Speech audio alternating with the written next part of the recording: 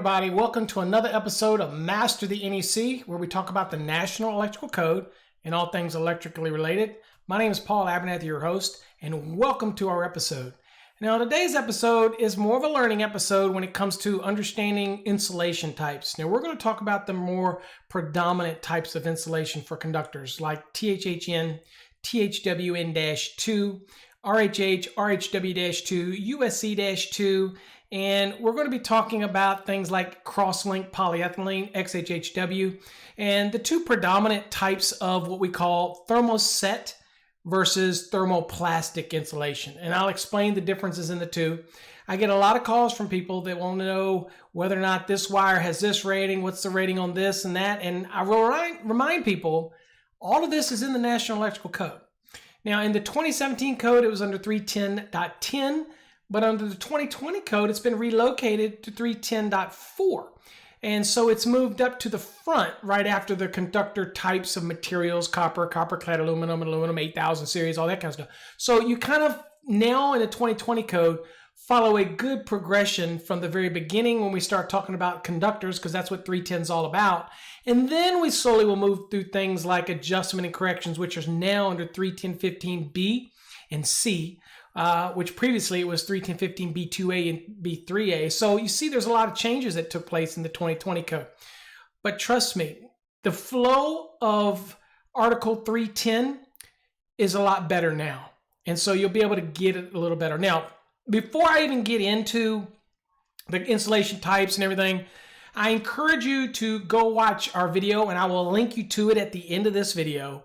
That will actually link you to our derating demystified video, which really explains the adjustment and correction applications when you're dealing with things like ambient temperatures or the number of current carrying conductors. It's really important you understand that. Now, learning in this video about the different insulation types and what the nomenclatures on that wire means will help you better understand the applications by watching that derating demystified video. So I encourage you to go watch that. When you're done with this one though, got to watch this one first. All right. So first things first, let's talk about the different wire types and what we're working with. And we're going to look at the National Electrical Code first. Okay. And so we're going to look at it. And here's what the National Electrical Code is right here. And you'll see that it's 310.4 and it's 310.4a, which gives us the different types of conductor applications and their installation. So first things first. If you want to know, you run into an FEP and you're like, what in the world is FEP? That's a fluorinated ethylene propylene. And you see it right here.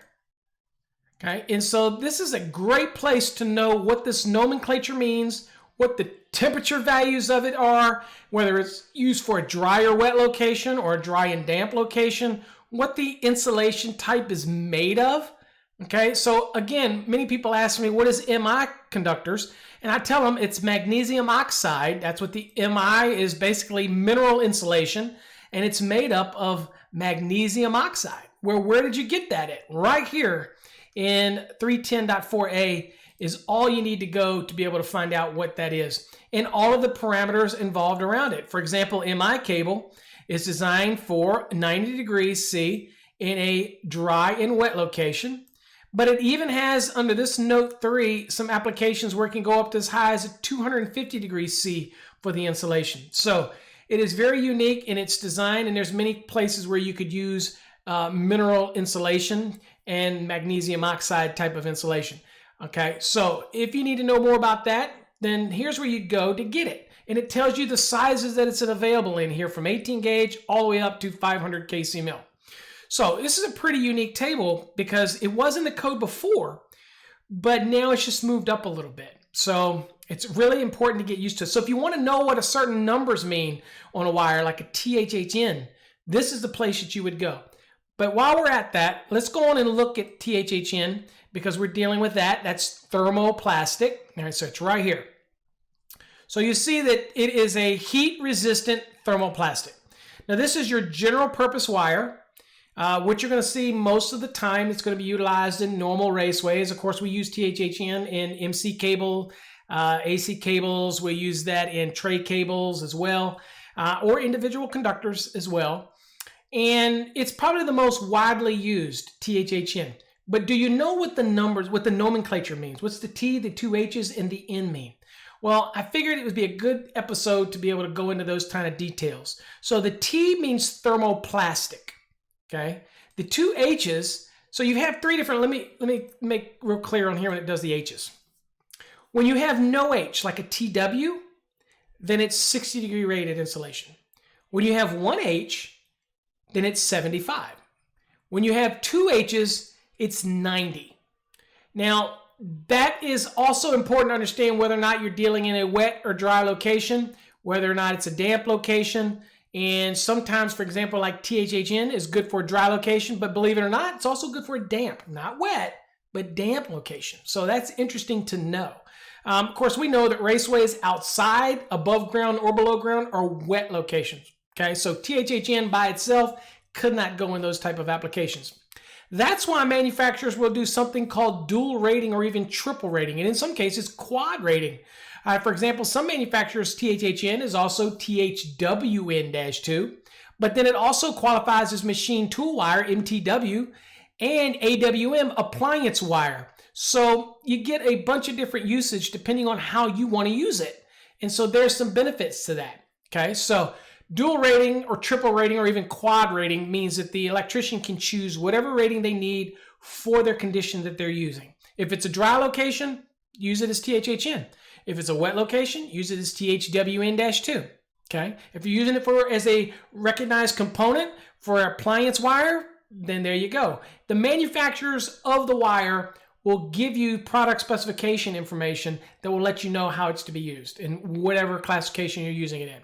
All right, so let's go back and look a little bit at this THHN here. It's 90 degrees in a dry or damp location. It is flame retardant, so that means that's what can run inside of a building because it has to have that flame retardant component. You see that it ranges in sizes from 14 gauge all the way up to 1,000 kc mil.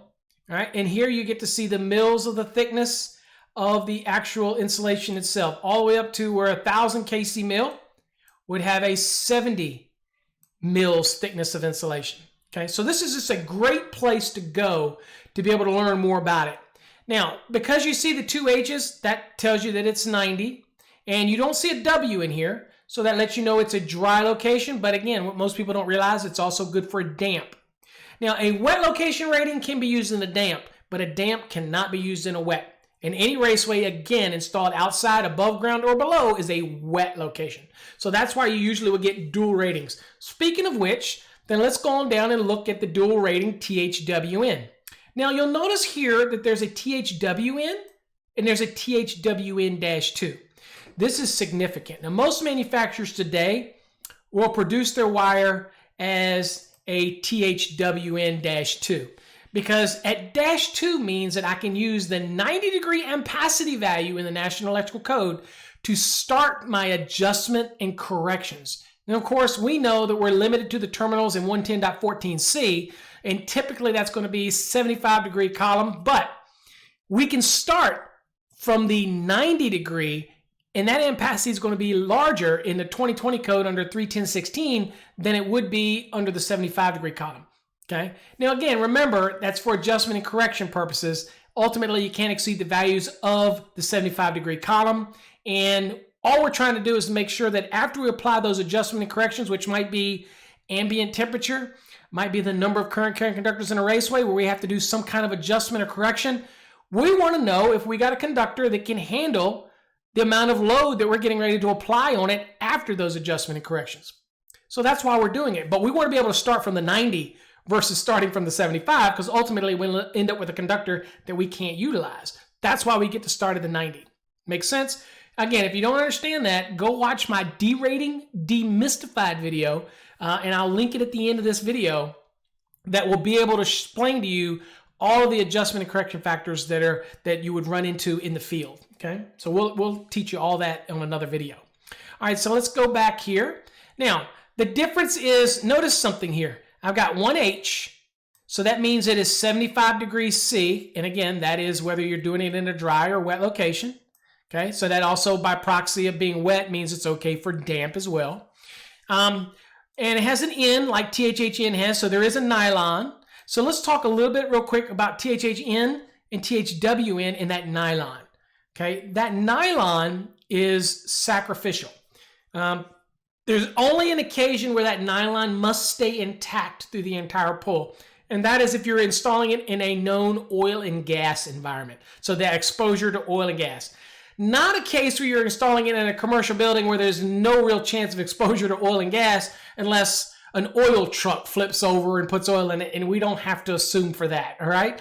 We're talking about petrochemical plants and things like that where you might have classified locations where you have oil immersion inside of some hazardous class 1, division 1 type of enclosures and things like that, which means that those conductors would come in contact with some type of oil or whatnot. Or you're dealing in a known oil and gas environment, say a petrochemical plant where it's all around you, that type of thing, all right? Which then is probably going to be a hazardous location anyway. So think normal applications, normal raceways, EMT, EMT, rigid, intermediate, run in buildings, commercial, industrial, residential, and all those applications, then the nylon is purely sacrificial. So if it cracks off, no harm, no foul. In fact, nylon doesn't add any insulation value at all. What it's there to do is to protect the insulation, which is the thermoplastic insulation. That's your value. And secondly, it helps lower the coefficient of friction. That's the amount of vertical and horizontal forces that play onto the wire during the pull, whether it's the weight or gravitationally or how they lay in a raceway. As you're pulling it, it reduces that friction. And the nylon helps to do that because it also retains, and many manufacturers will put pulling lubricant directly onto their wire, or they have a product that emulsifies a pulling lubricant out of it. But either way, what we're trying to do is lower that level of friction. Okay, so it works better with that nylon. But the biggest thing for me, it also adds protection during the pull. So if you're installing it in the winter and it cracks off, no harm, no foul.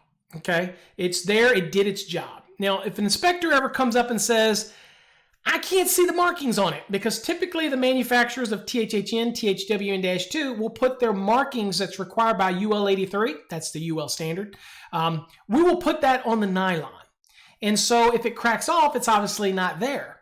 Whereas the thermoset stuff like X, HHW-2, we apply it directly to the insulation. We haven't talked about thermoset yet, so we're just talking thermoplastic. The most modern used wire, the common wire is THHN, THWN-2. That's what we're talking about. Let's not go too far. All right, so if that cracks off, the inspector has every right to say, I need to see the reel, I need to see a product sheet, but usually they can go to the point where the pull started and there's enough wire in there that's intact that they can actually see the markings on it and they're okay with it. Okay, they don't have to be complicated. Every now and then you might get an inspector that wants to be a turd, but really, again, if you could see that it's cracked the nylon, then you know that it's THHN, all right? And there's other places that you can identify it at, all right? Not a big deal. And no, it doesn't lose its listing, okay? So, all right, so let's kind of look back again. So now, the significance of this -2 is that you can use the 90 degrees C, all right? And now it has a W. So that W is what tells you that it is used in a wet location. It still has the flame retardant properties, so it can come inside of a building. Sizes range from 14 to 1,000, just like THHN. And you see the insulation thicknesses in the mills match the same as THHN. Okay, so most manufacturers are going to dual rate it. It's going to be THHN/THWN-2. Again, if it was just THWN, then you would have to do your adjustment and corrections from the 75-degree column. But because it has that -2, you can do it from the 90 degree in both wet and dry. Okay, it kind of acts like adding another H, if you will, for the 90, but it also bumps up that wet location to be rated for 90 as well. Okay, easy way to explain it. All right, so, but again, if you're ever confused, this is a great table. I love it. It tells you what you need to know, the sizes, what's got a flame retardant component to it and what doesn't. Okay, all of those type of things are involved in it, all right, for the individual conductors. All right, so then you go down and you'll see, like, for example, TW. Typically, for example, in non-metallic sheath, oh, sorry about that, folks. Typically what you see in non-metallic sheath cable, you're going to see either it's going to be like NMB, you're typically going to see TW or you're going to see a THHN, because NMB, a non-metallic sheath cable, under Article 334 of the NEC, that is for use in a dry location only. It can't go outside. It doesn't matter whether you put it in liquid tight. It doesn't matter. It cannot go in a wet location, period. All right, it's a dry location only. All right, so its conductors typically would be TW, or it would be THHN, and you're still going to be limited to the 60-degree column, except for you can do adjustment and corrections, but you're still going to be limited to 60. Okay, so again, we're not going to go overly deep into that, but just know that the conductor's inside. Now, what does that dash B mean for NMB? Again, while I'm here, that dash B also means that you can do adjustment and corrections from the 90, because the insulation inside is rated 90 degrees. Okay, so it has to be equivalent to that.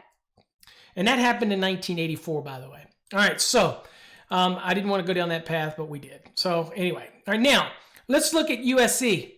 Now, USC does not have a flame retardant to it. So USC by itself under Article 338 cannot come into a building.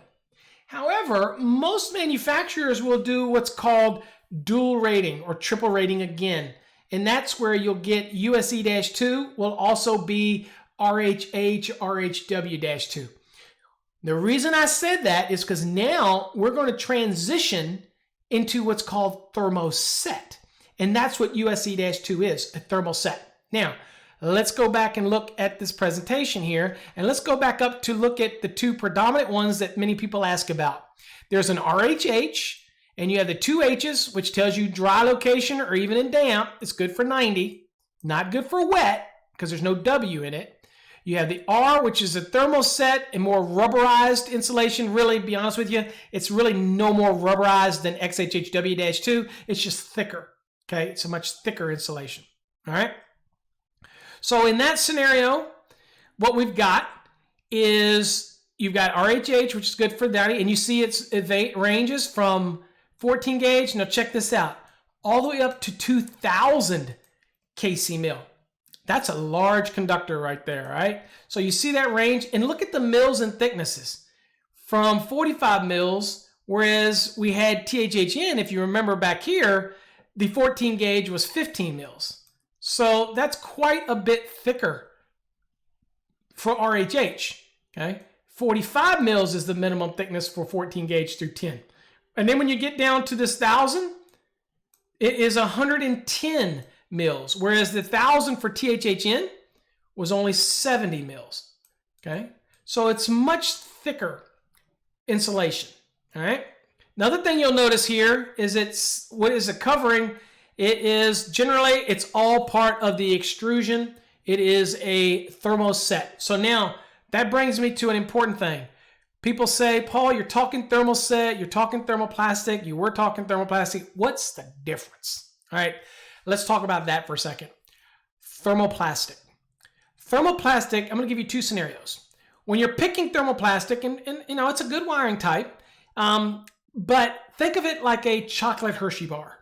It will melt. If you put it in, if you hold it in your hand, you put it on a dash, you have it out, you put it in your pocket, what's going to happen? It melts. Now, the good thing about thermoplastic, like with a Hershey bar, we can melt that into many different shapes, like Easter eggs or to like a rabbit or bunny on Easter. Okay, so we can melt that chocolate. Okay, that is kind of what thermoplastic is. It is pliable, it melts, and it's extruded onto the conductive core, whether it's copper or aluminum or copper clad aluminum, doesn't matter. The insulation doesn't change. If it's THHN, it's THHN, and it gets extruded over it. Okay, in the specific mills depending on the size that you see here.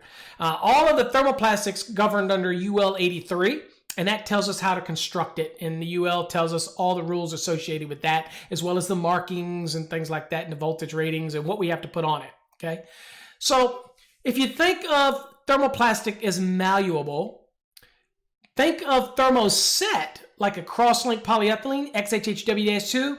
It is not. It's a cross-linked chemical reaction. That means that once that takes place and it cures, that it's not like a Hershey bar. It's like all the ingredients that you put together to make a birthday cake. I put the flour in, the yeast, and all this, the flavorings, the cake mix, and everything. I bake it up. And eventually, after it bakes, the chemical reaction of baking, the heat produces what? A cake. The cake cannot be reformed into anything but a cake. It's it. Think of that as thermoset. You can't remelt it. Now, manufacturers will take that material and grind it up really fine and mix it with some things and try to use it. But reality is it doesn't melt really well. Okay. Now, you can melt it. That's how we extrude it. But once the polymers and the curing takes place, then that cross-linking takes place. It's pretty much one and done. All right. Now, you can again grind it up and use it as a filler in other products, but it's not something that you can easily melt. It would cause your screws and your extruders to cake up, and it would be not what you want. All right. So, thermoplastic, I can melt it over and over and over again. Thermoset, one and done. Okay. Now, if I'm going to install something in a high ambient temperature somewhere, which one do you think you have a better benefit of? Well, both of them are rated 90 degrees C insulation, and we cannot violate that insulation ratings, even though we know that thermoset has a lot higher temperature that it can go to because it won't melt. Now, it'll crystallize and it'll break down, but it won't melt. Whereas thermoplastic, when you start getting above a certain temperature, even when you start to get above the 90 degrees C for any extended period of time, the insulation becomes malleable. And if you're pulling it through raceways, you have sidewall pressures. If you're going to install it in locations where there's a really high level of ambient heat, then you got to be careful because those conductors can smush together and you can lessen the thickness of the side wall of the actual conductor. And it could be a breakdown. Whereas thermoset is a little more resilient when you're pulling them in raceways. So there is maybe a benefit of one over the other for that. Now, the one way that we counteract that with thermoplastic, because we know that it could melt, is that we limit the amount of current on it. Now, we got to do the same thing for thermoset, but it's really is a benefit to thermoplastic because if we can lower the amount of current that's on it, it reduces the amount of heat that's being mutually contributed, the mutual contribution from the other conductors that might be in the raceway, and the fact that you might have ambient heat that's contributing to that, and it could cause that insulation to get to that volatile level of 90. So how do you reduce that?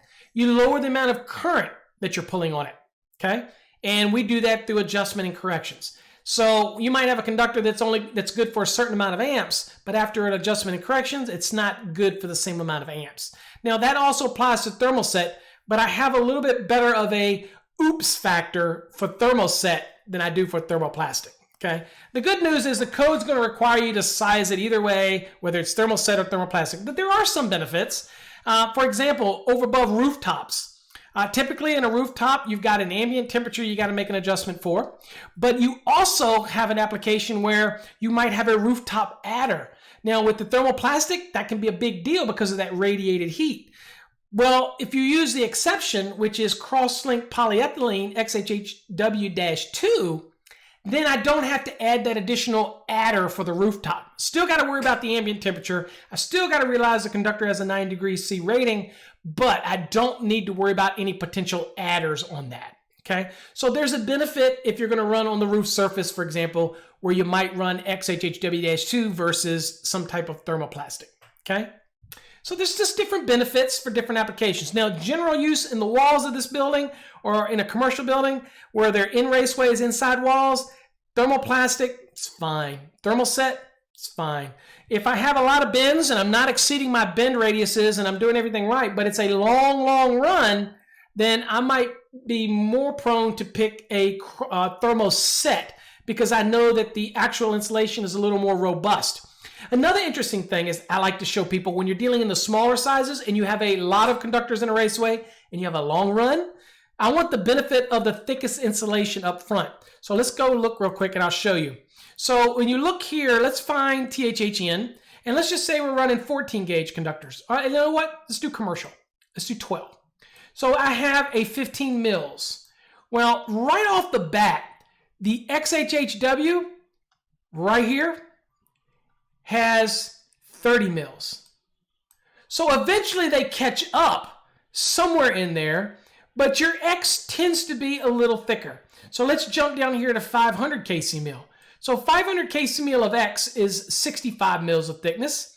So then THHN is going to be, in 500, is going to be 60 mils. So this is 60 versus 65. So I get 5 more mils of thickness. But there becomes a point when the two of them get very close together. But if you're looking early on, the insulation is twice as thick for X as you're starting out, okay? All right, so, and that's another benefit to X is if you have an application where you need a 1,000 volt rating, some manufacturers have an XHHW-2, for example, like Uncoil wire, that is rated for 1,000 volts. So that can be a benefit for variable frequency drives, wind generation, photovoltaic applications, from the combiner back to the inverter. There's some benefits to using X, okay? So I have nothing against thermoplastic, but there are some occasions where I got to look at the two and weigh the differences. Another benefit to maybe X, and it's going to start sounding like I'm a big X fan or a thermoset fan, is when you're dealing in a known submersion application, raceways underground are going to flood. I don't care how well you seal them. And I would prefer to have a XHHW-2 or an RHH or an RHW-2 or something like that inside of the raceways that are going to be in the earth, which could have a flooded condition. The reasoning is the insulation is not typically as porous, and all insulation's porous to some point, but it's not as porous as you could get with a thermoplastic. And I don't want to introduce any moisture into that insulation. Over time, it could weaken. Now, we're not talking about the effects called treeing that you see with medium voltage, but you can have a weakening of insulation. So you have to look at those two applications. And again, if I know that's going to be a known submersion, then I'm typically going to go with X. You make your own choice. Can I run THWN-2 in a raceway in the ground? Absolutely. And it probably should outlast you or me. But I'm just saying, there's things to consider, especially if you're doing something that is a volatile equipment and you don't want to risk anything. Then I might run X because I want that extra level of protection. And if it's smaller conductors, I'm immediately getting thicker insulation right off the bat. Okay? All right. Just some things to think about. All right. So again, and here's the only one that's the anomaly when we're talking about the nomenclatures. Okay? I like to do this one because then it explains a little bit to everybody. XHHW. The X in XHHW, this means cross-linked polyethylene. Okay? And so that's what it means. And it's a cross-linking polymer that cross-links and it adds strength and rigidity to the actual insulating material. Now, XHHW, it has two H's. So as you've seen before, like in THHN, when you see XHHW, this one's unique because you see those two H's and you think 90. But I've also seen the W, so you're thinking whammo, that I am good. So let's look at this one. You're thinking, boom, I'm good for 90 wet and dry. That is not true if it's just XHHW. If it's just XHHW, then it is 90 degrees in a dry and damp location. And look here, pretty simple to follow. If you just go look at 310.4, you've got dry and damp locations, 90. And then in wet locations, you've got 75 degrees C. Well, you're thinking to yourself, yeah, but I want to do my adjustment and corrections from the 90 in a wet location. No problem. All you have to do is get XHHW-2. And there you see that it's 90 at both dry and wet locations. And of course, it's also going to be 90 for damp, even though it doesn't list it here. Why? Because damp is more restrictive than, wet is more restrictive than damp. So it means that it can obviously be used in a damp location. And you see it's flame retardant, so it can come into the building. No problem with that. You see the mils of thickness, and you notice here there is no jacketing or covering on it. It's just all one extrusion. Okay, and we print the label, the markings, the XHHW-2, the voltage, and all that right onto the insulation itself. Okay, so as you can see here, and you've got these notes down here, which correspond anywhere you see a little note beside the information. For the life of me, I'm looking for one so that I can point you to what it's talking about. And right here, see this little 3 right here? So this is dealing with PFA, purofluoroalkylioxy. I don't even know what that is. I have no idea what that is. Although I can tell you that it must be some type of insulation. And in a dry location under special applications, it can go as high as 200 degrees C. So if I go down and look at note 3, we'll see that note 3 says the higher temperature rating construction shall be permitted where design conditions require the maximum conductor operating temperature above 90 degrees C. So the engineer would specify that out, and that would be the use for that, and that's why you have that nomenclature, and that's why it can be utilized at a 200 degree.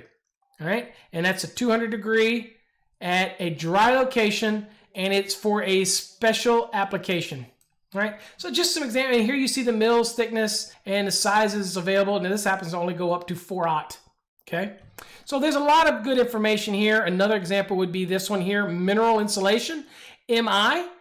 People want to know what MI is. It has an insulation. It's called magnesium oxide, and it's wrapped around. So you have usually a copper core. Then you have a copper covering. Of course, you could have an alloy steel type of covering as well. But the amount of material that's between the conductive center and the outer covering is called magnesium oxide. And you have to be very careful how you run those, because if you crack it or damage it, then it's toast. Okay, great for use when you need this higher temperature value for use in things like fire pump applications and whatnot. So that's kind of a special application. All right, so this is a great table. Now, the next thing that I want to do for you is I want to take you into the UL wire and cable directory, and that is right here. Now, this UL wire and cable directory used to be in what's called the White Book. Now you can go search for it online, just Google it, just search for Wire and Cable Guide. Or you can probably go to the UL's IQ website and you'll find it there as well. But the interesting thing about this guide is that it will tell you at a glance whether something's sunlight resistant, whether it's rated for use in a cable tray, whether or not it's gas and oil resistant rated, usually a GR or PR rating, whether it's direct burial, whether it can be used as submersible pump use applications, and then it has a little number beside it. And you simply go and look up the number and you'll get more information on it. Okay, so here you see, and here's where I want to show you thermoplastic, shows you all of these are the different examples of thermoplastic. And then you have the thermoset, which again would be the R, more a rubberized, much thicker insulation. And you have the two H's, but since there's no W, that is going to be 90 degrees dry only. And then you have the RHW and RHW-2, again, 75 degrees here, wet or dry. And down here, 90 degrees because of that -2. That's what it's all about. Now, if you ever question that, this is a great guide to have, because you can also go over here and see that it talks about it. See this RHW? See this? 75 dry, 75 wet. Oops, sorry about that. 75 wet right there.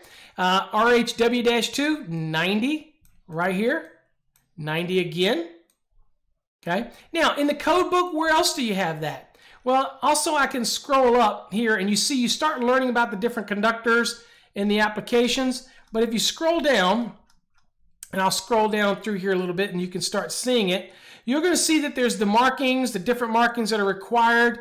And again, you'll start to move through what's listed for dry, damp, or even a wet location. This is neat because here I can look at the dry and damp and I see that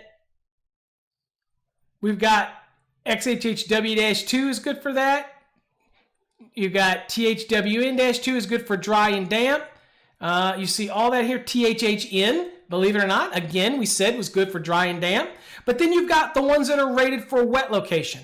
MTW, RHW, RHW-2, again, THWN, THWN-2. So this is another good place to go and look as well if you didn't want to look at the UL guide. Now, we're back at the UL guide, and I want to also show you a couple other things. So we scroll down a little bit, and we go to here, and the one that we want to look at here is you start to see the cable types, all right?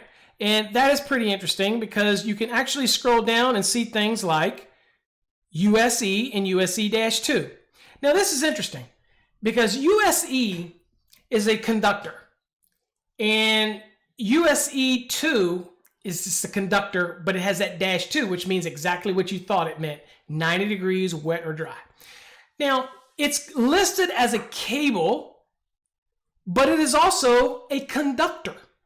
And so that's why you'll see RHH, RHW-2, many cases also be rated as USC-2. That is unique. It's pretty interesting that it can be treated as a cable. That's why you see things like cable trays when it talks about single conductor cables versus single conductors. I don't want to go too deep in that because I know people are going to say, uh-oh, you just opened up some Pandora's box when it comes to dealing in cable trays and single conductors in cable trays. I don't want to go there because I don't want to be controversial. But there is a difference. And this is an example whereas USC-2 is not only a conductor, but it is also would meet a cable application. All right. So one of those applications here, and you see that it also gives you the article 338 and the listing. Now here's interesting. USC-2, again, USC-2 cannot come into a building by itself. It doesn't have flame retardant properties. However, usually USC-2 is triple rated, means it's also RHH and RHW-2. So usually because of that, it picks up those flame retardant properties. So the people that say you can't bring USC-2 into a building, they're correct unless it's dual or triple rated. If that's the case, then it can be USC-2 underground to benefit from that direct burial application, but then immediately it can transition into a building in a raceway as RHH or RHW-2, whichever you're utilizing, okay? So that's a benefit of dealing with dual ratings and things like that. But I think this is amazing because you get to see all the information from this guide, and it even goes into flexible cords, and it is all available. In fact, maybe I'll even link access to this guide. Now, this is a 2014 guide, and I don't think there's any significant changes in any of this. I'm in the wire and cable business, so I don't think there's anything that has changed here. There might be some other types added, but I have not gone to the UL website and looked for the latest download, okay? This is from the 2014 code, but I just wanted to use it to be able to show you the listing because THHN, THWN-2 hasn't changed. X hasn't changed in those type of applications, all right? So that's kind of why I wanted to show you that, all right? So a couple things to recap here. THHN, the T means thermoplastic.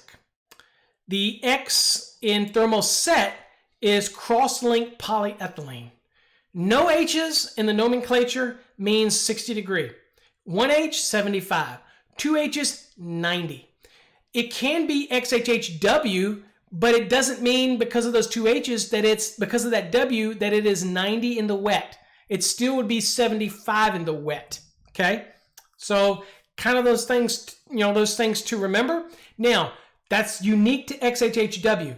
Now, you add that -2 onto it, 90 degrees rated for adjustment and correction purposes in both wet and dry locations. And of course, damp as well by proxy of the fact that wet is more restrictive than damp. THHN, remember the T for thermoplastic is malleable, whereas the thermosets aren't malleable once that chemical process and cross-linking takes place. And then, of course, you get into RHH and RHW, which is more of a rubberized, but it's still the same thermosetting compound. Trust me, it's no real difference there. It's just thicker.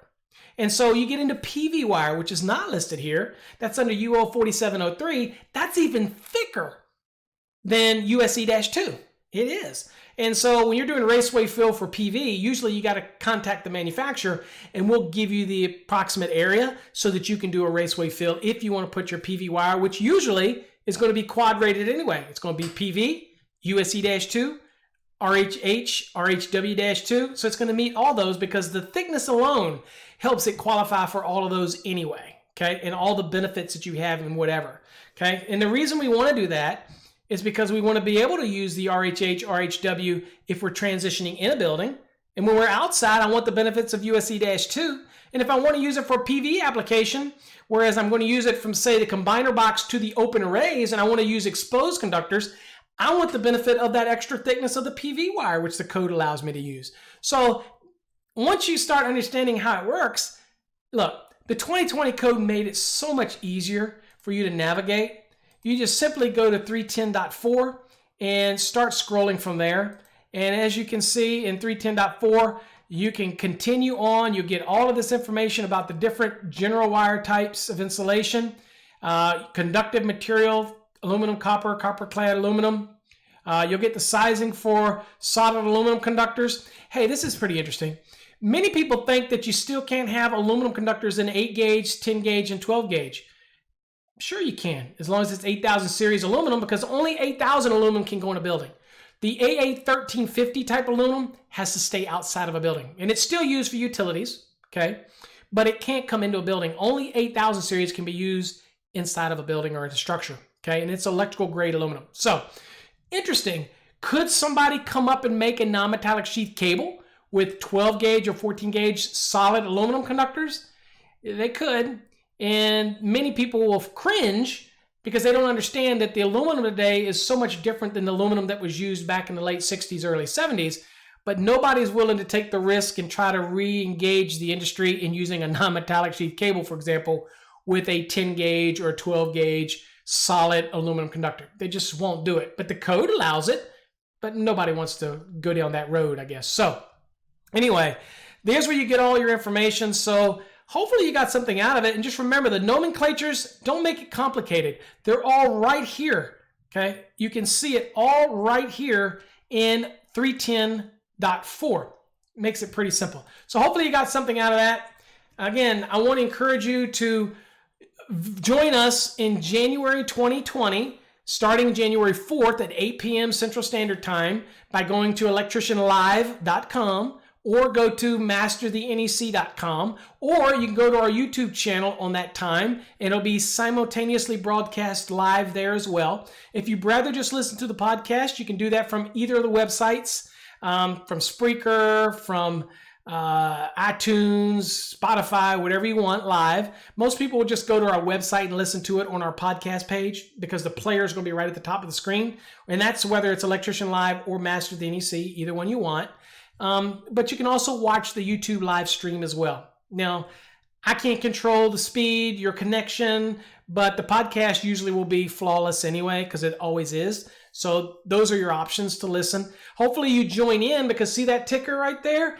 That allows you to be able to call in during the show, and you don't know what we can talk about during the show. So it's only for electricians, but that means apprentice, helpers, journeymen, masters, union, non-union, really doesn't care. If you're an electrician or you're in the electrical industry, join us. It's going to be a great time, and I encourage you to recommend topics. You can email us different topics. Go to our electricianlive.com, and at the top you'll see a contact button. Click on that, and you'll go to an email screen, and you can send it directly to us using the website rather than having to send an email, and we'll get that information, recommended topics, and maybe there's something you want to talk about, and we'll have it on the show.